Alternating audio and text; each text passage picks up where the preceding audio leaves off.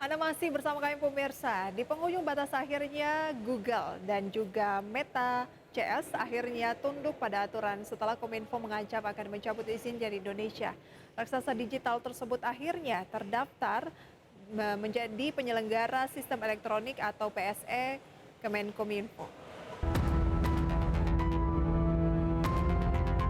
Jelang batas akhir pendaftaran aturan penyelenggara sistem elektronik atau PSE lingkup privat pada 20 Juli 2022, sejumlah layanan di bawah naungan Meta sudah mendaftar, yaitu Facebook dan Instagram.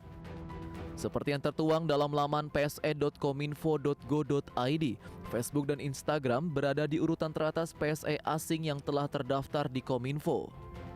Facebook dan Instagram ini didaftarkan oleh perusahaan bernama Facebook Singapore Pte Ltd yang terbit pada 19 Juli 2022. Selain itu, WhatsApp yang juga di bawah naungan Meta sudah mendaftar. Sementara itu, perusahaan teknologi raksasa yang masih absen di PC asing adalah Google maupun YouTube belum mendaftarkan seluruh layanannya. Sejauh ini menurut data Kominfo yang terdaftar baru Google Cloud. Sebelumnya, pemerintah melalui Kemenkominfo sempat melontarkan ancaman pemblokiran jika pada batas waktu yang ditentukan tidak mendaftar.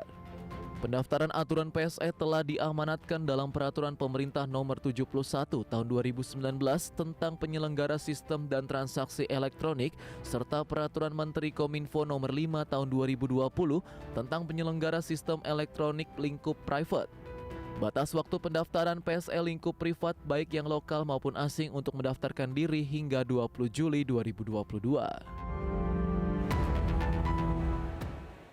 Ya pemirsa, Google sudah terdaftar tapi lagi viral di maksud kami Kemenkominfo pemirsa ya, tapi alamat kantornya ini di Sumedang. Mengapa bisa demikian pemirsa? Terlepas dari itu beberapa hari ini memang ramai diperbincangkan mengenai ancaman dari Kemenkominfo yang akan memblokir raksasa teknologi seperti Google, kemudian juga Meta Group ya, ada Facebook, WhatsApp jika sampai hari ini 20 Juli 2022 tidak melakukan pendaftaran penyelenggara sistem elektronik. Ya, berdasarkan aturan di Indonesia, setiap penyelenggara sistem elektronik baik itu dari dalam ataupun luar negeri wajib untuk melakukan pendaftaran PSE lingkup private ke Kemenkominfo jika menyediakan layanan secara digital. Dan pendaftaran PSE ini dimaksudkan sebagai pendataan perusahaan yang beroperasi secara digital di Indonesia, sehingga PSE yang beroperasi di Indonesia bisa terdata dengan baik. Dan yang menjadi persoalan pemirsa di dunia maya adalah jika raksasa teknologi digital seperti Google atau Meta Group ini belum mendaftar dan pemerintah akan melakukan pemblokiran. Sementara ekosistem digital di Indonesia sudah banyak terhubung dengan kedua perusahaan tersebut. Tentu saja ini yang akan memunculkan persoalan. Namun di penghujung batas habis waktu pendaftaran, Meta Group yaitu Facebook, Instagram, dan juga WhatsApp sudah mendaftarkan ke Kominfo. Masyarakat yang awalnya ramai mempersoalkan aturan pemerintah ini mulai tenang karena tidak akan ada pemblokiran. Hanya saja pemirsa untuk Google, baru Google Cloud saja yang terdaftar. Dan untuk Google yang lainnya diperkirakan masih dalam proses pendaftaran. Sampai detik ini, jumlah PSE domestik maupun PSE asing sudah mulai banyak melakukan pendaftaran. PSE domestik pemirsa jumlahnya cukup banyak, 6.338. Di antaranya ada Gojek, GoPay, OVO, My Pertamina, Tokopedia, Bukalapak, Traveloka, Tiket.com pemirsa, dan masih banyak yang lainnya. Sedangkan untuk PS asing atau PSE asing sudah ada sekitar 120. Di antaranya pemirsa yang besar ya seperti Netflix, Microsoft Cloud, Google Cloud, Discord, Telegram, Spotify, TikTok, Mobile Legends, dan banyak lagi pemirsa. Menurut Dirjen Aptika Kementerian Kominfo Samuel Abrijani, jika sampai 20 Juli pukul 23:59 atau nanti malam pemirsa PSE tersebut belum mendaftar, Kominfo akan melakukan beberapa tahapan dulu sebelum melakukan pemblokiran. Mulai pemirsa dari teguran tertulis, kemudian denda, hingga pemutusan sementara. Dan berikut pernyataan dari pihak Kominfo.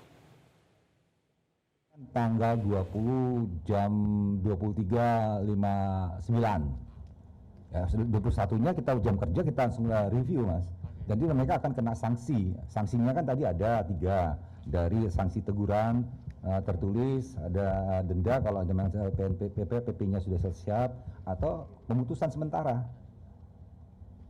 Kalau kita lihat tadi nama-namanya sudah yang biasa digunakan masyarakat, sebagian besar sudah sudah mendaftar ya. Contohnya main Telegram yang saya kira nggak akan mendaftar karena dia bukan perusahaan, malah mendaftar. Ruginya yang satunya lagi kalau nggak mendaftar sudah ada saingannya kan gitu. Jadi kita nggak ada pilihan lain kalau mereka tidak mendaftar ya kita kenakan sanksi. Banyak netizen yang protes pemirsa dengan adanya aturan yang akan memblokir raksasa teknologi seperti Google dan juga Meta jika tidak terdaftar dalam PSE Kemenkominfo. Sebenarnya apa yang menjadi alasan pemerintah? Salah satunya adalah jika platform tersebut tidak mendaftar, maka mereka dianggap akan melanggar kebijakan privasi. Dan privasi masyarakat sebagai pengguna dinilai terancam. Peraturan ini dibuat agar PSE yang beroperasi di Indonesia dapat tunduk kepada ketentuan regulasi negara setempat, yaitu Indonesia, termasuk perihal pemungutan pajak. Selain itu, Kominfo menegaskan bahwa aturan ini diterapkan untuk menjaga ruang digital Indonesia dari tindak pelanggaran hukum. Jika terjadi pelanggaran hukum di Indonesia, pemerintah akan kesulitan untuk berkoordinasi dengan PSE tersebut jika tidak mendaftar. Dan sebelumnya pemerintah juga sempat memblokir aplikasi Telegram yang ketika itu digunakan oleh 10 juta masyarakat Indonesia. Nah, untuk itu diharapkan para raksasa teknologi ini juga tunduk dan patuh terhadap regulasi yang diterapkan di negara yang bersangkutan.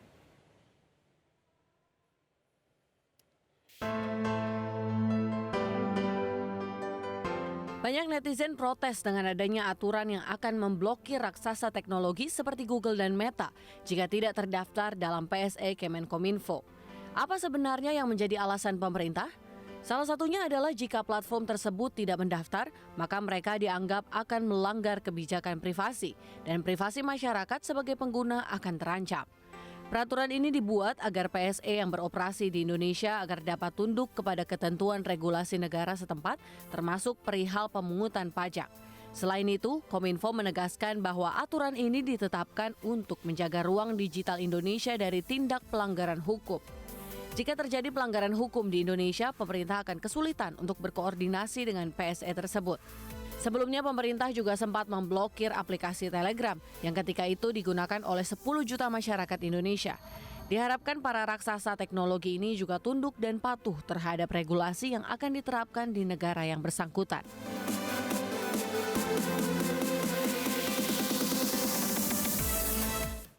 Ya, beberapa kalangan pemirsa menyambut positif sikap tegas dari pemerintah yang akan memblokir penyelenggara sektor elektronik jika belum mendaftar PSE lingkup private ke Kominfo. Hal itu akan menunjukkan posisi pemerintah yang tidak tunduk dengan perusahaan multinasional. Selain itu juga merupakan bentuk hadirnya pemerintah untuk melindungi data dari pengguna atau masyarakat. Pihak pemerintah jadi berperan langsung dalam pelaksanaan hingga penindakan tegas. Nah, dengan adanya aturan ini pemirsa, ada kontrol langsung dari pemerintah terhadap aplikasi yang bisa merugikan masyarakat Indonesia dan bisa melakukan tindakan yang lebih cepat tanpa harus tergantung dari pengelola layanan seperti Play Store ataupun App Store. Nah, sikap tegas pemerintah ini merupakan bentuk kedaulatan digital Indonesia dan masyarakat diharapkan mendukung sikap tegas tersebut. Beberapa tahun lalu pemerintah sudah pernah bertindak tegas pemirsa terhadap Telegram yang digunakan kurang lebih 10 juta warga Indonesia. Kemudian Twitter juga mempunyai total pengguna hingga 10 sampai dengan 15 juta, tentu ini bisa ditindak tegas. Sementara itu dalam kasus Facebook, pemerintah juga bisa menindak tegas hal tersebut pemirsa karena penggunanya yang sangat banyak. Anda bisa bayangkan berapa banyak sih orang-orang di Indonesia saat ini yang telah cukup usia yang tidak mempunyai akun Facebook. Hanya saja pemirsa raksasa digital tersebut secara tidak langsung sudah menjadi ekosistem tersendiri di tengah masyarakat. Dan pemerintah merasa perlu untuk melakukan sosialisasi yang tepat jika ingin melakukan pengaturan di sektor ini. Di sisi lain, penegakan tegas perlu dilakukan untuk shock terapi. Karena bisa jadi raksasa teknologi digital ini merasa lebih aman dan besar. Karena jumlah pemakai di Indonesia sangat banyak. Jadi kan ketika akan ditindak tegas mungkin banyak yang akan protes atau kontra. Tapi pemerintah juga perlu mendorong dan juga melakukan komunikasi yang intens agar para raksasa teknologi ini juga mau membuka kantor di Indonesia. Jadi tidak hanya menjadikan Indonesia market saja. sejumlah kalangan menilai untuk kasus misalnya Google memang perlu upaya yang ekstra. Mengingat Google sudah banyak digunakan perkantoran dan instansi pemerintahan. Selain Google, pemirsa, YouTube juga sudah menjadi alat mata pencaharian bagi banyak masyarakat Indonesia. Meski tindakan pemerintah memang perlu didukung, sekali lagi pemerintah dinilai juga harus mampu memberikan penjelasan yang clear ke publik terkait kemungkinan yang akan terjadi mengapa harus mendaftar PSE. Uni Eropa pernah melarang Google untuk memberikan aplikasi secara default ke ponsel Android di Uni Eropa. Hal ini dimaksudkan menghindari monopoli dan juga mengurangi ketergantungan publik terhadap aplikasi Google. Sementara yang diminta pemerintah Indonesia baru sebatas meminta raksasa teknologi tersebut untuk mendaftar saja pemirsa, belum sampai memberikan denda seperti negara-negara lain. Nah, hal ini penting dilakukan karena raksasa digital ini juga bisa memberikan kontribusi positif bagi sebuah negara. Kita simak tayangannya berikut ini. Perkembangan transformasi digital di Indonesia memang semakin pesat. Digitalisasi ini memberikan manfaat diantaranya perdagangan, yaitu melalui perdagangan digital, dan manfaat sosial ekonomi melalui manfaat finansial, penciptaan kerja, keuntungan pembeli, dan kesetaraan sosial. Sektor digital juga punya potensi pajak yang besar. Perlu penguatan untuk isu pemungutan pajak di era digital atas transaksi yang melibatkan perdagangan barang dan jasa tidak berwujud. Salah satu perusahaan yang disasar terkait perpajakan ini adalah perusahaan global seperti Google, Meta, Netflix, dan lain sebagainya. Kelompok negara maju ini menyepakati tarif pajak minimal perusahaan global sebesar 15% hingga 30 Juni 2022 kemarin. Dirjen Pajak Kementerian Keuangan telah mengumpulkan 7,1 triliun rupiah dari pengenaan PPN melalui perdagangan yang menggunakan sistem elektronik. Angka ini tentu hanya sebagian kecil dari potensi pajak digital yang ada.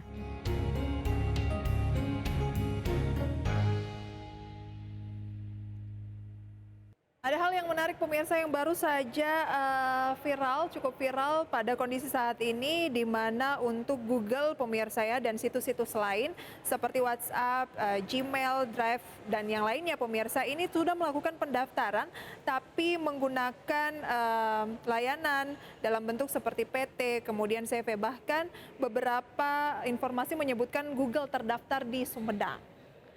Ya pemirsa, di era digital ini semua orang dan negara mungkin sudah mulai tergantung dengan Google. Dalam konteks Indonesia, Google sudah menjadi mesin pencari yang sangat diandalkan. Secara ekosistem, Google sudah masuk ke banyak sektor di Indonesia. Tidak heran jika adanya ancaman blokir oleh Kominfo, banyak masyarakat yang menolak rencana tersebut, bahkan mengatakan bahwa nggak usah deh ada blokir-blokir. Salah satu sektor yang sangat bergantung dengan keberadaan Google di Indonesia ini adalah sektor pariwisata dan digital ekonomi kreatif. Sebut saja seperti keberadaan Google Maps, banyak digunakan sebagai berbagai sektor yang mendapatkan lokasi yang diinginkan. Dan simbiosis mutualisme, begitulah kira-kira pemirsa semestinya hubungan antara pemerintah dengan para raksasa teknologi ini. Karena di balik dampak positif tersebut juga ada potensi pajak yang besar yang bisa memberikan pemasukan tambahan bagi pemerintah Indonesia.